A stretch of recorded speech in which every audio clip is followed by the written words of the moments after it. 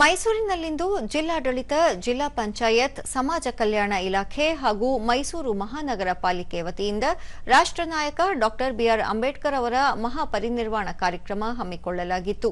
ಶಾಸಕರಾದ Tanveer Sait, TS Srivatsa, K Harish Gowda, ವಿಧಾನ ಪರಿಷತ್ ಸದಸ್ಯ ಮಂಜೇಗೌಡ, ಜಿಲ್ಲಾಧಿಕಾರಿ ಜಿ ಲಕ್ಷ್ಮೀಕಾಂತ ರೆಡ್ಡಿ ಉಪಸ್ಥಿತರಿದ್ದರು.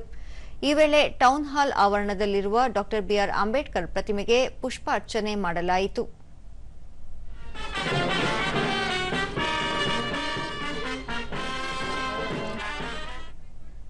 ದೂರದರ್ಶನದೊಂದಿಗೆ ತನ್ವೀರ್ ಸೇಠ್, ಬಾಬಾ ಸಾಹೇಬ್ ಅಂಬೇಡ್ಕರ್ ಅವರು ಎಲ್ಲರಿಗೂ ಪ್ರೇರಣೆಯಾಗಿದ್ದಾರೆ. ಶಾಲಾ ಕಾಲೇಜುಗಳಲ್ಲಿ ಸಂವಿಧಾನದ ಪೀಠಿಕೆಯನ್ನು ಪಠಣ ಮಾಡುವ ಮತ್ತು ಅರ್ಥೈಸಿಕೊಳ್ಳುವ ಕಾರ್ಯಕ್ರಮವನ್ನು ಜಾರಿಗೆ ತರಲಾಗಿದೆ ಎಂದರು. ಸದಸ್ಯರಾಗಿ ಎಲ್ಲರೂ ತಮ್ಮ ಕಾರ್ಯ ಪ್ರಾರಂಭ ಮಾಡುವ ಮುನ್ನ ಸಂವಿಧಾನದ ಹೆಸರಿನಲ್ಲಿ ಅವರು ಪ್ರಮಾಣ ಮಾಡುವಂತಹ ಒಂದು ಪದ್ಧತಿ ನಾವೆಲ್ಲರೂ ಅನುಸರಿಸಿಕೊಂಡಿದ್ದೀವಿ. ಕೆ ಹರೀಶ್ ಗೌಡ, ಡಾ ಬಿಆರ್ ಅಂಬೇಡ್ಕರ್ ಜನ್ಮ ದಿನಾಚರಣೆಯನ್ನು ದೇಶಾದ್ಯಂತ ಆಚರಣೆ ಮಾಡಲಾಗುತ್ತಿದೆ ಎಂದರು.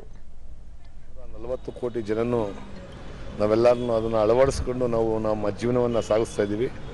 ಇವತ್ತು ಪರಿನಿರ್ವಾಣ ದಿನಾಚರಣೆಯನ್ನು ಇಡೀ ಭಾರತ ದೇಶಾದ್ಯಂತ ಆಚರಣೆ ಮಾಡ್ತಾ ಇದ್ದೀವಿ.